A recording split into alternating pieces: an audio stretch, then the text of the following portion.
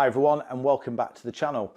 In this video I show you how I fit these 90-degree Schrader valve stem extensions on my MiRiDER One, and I explain why I leave them fitted permanently to the bike. I've put a link to where you can buy these in the description below.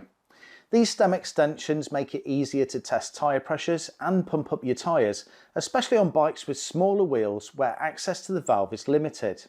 As you can see here, it isn't possible to fit my tyre pressure gauge, a larger home pump and the pump that I have in my cycle bag. After removing the valve cap, I apply a small amount of general purpose grease to the thread of the valve before fitting the valve extension. The grease prevents corrosion and it lubricates the thread, making it easier to tighten and untighten the valve. Taking the 90-degree valve, I fit it to the inner tube valve, being careful not to cross thread it. It's important to install it at an angle of around 45 degrees to ensure that it doesn't touch the forks. As I tighten up, you can hear air escaping from the valve. This is perfectly normal and it will leak air until it's almost fully tightened. Once finger tight, I've used some pliers to nip up the valve to avoid it coming loose. Be careful not to over tighten as it could damage the threads. Make sure you put the pliers in your bike's toolkit, as you don't want to be in a position of not being able to untighten the valve if you have to change the inner tube when out and about. Tyre pressure or tyre pressure ranges are usually embossed on the tyre wall. Here you can see the tyre pressures on my tyre is 40 psi. I remove the valve cap and using a pump, I pump up to 40 psi.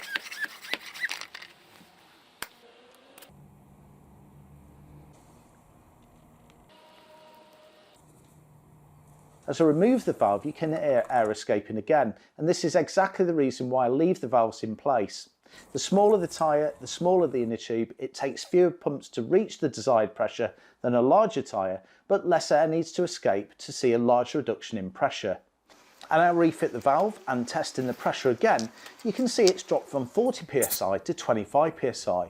With 15 psi lost when unscrewing the valve, it means that I'd need to pump my tyre up to at least 55 psi to achieve the 40 psi after the air loss. However, once I remove the valve, my pressure gauge tool doesn't fit, so I've no way of actually testing the pressure. Refitting the valve, I pump up to 40.5 psi and test the pressure. When I remove the pump, you can hear that much less air is lost. The reason I've added half a psi is that each time I test the pressure, there's a small amount of air lost, and this equates to around half a psi. I fit the valve cap, and as you can see here, it doesn't catch on the forks. I've done lots of miles with these valves fitted and I've never had an issue. Whether you leave these fitted to your bike permanently is completely up to you. Hopefully you found the video useful, and as always, any comments, feedback are appreciated.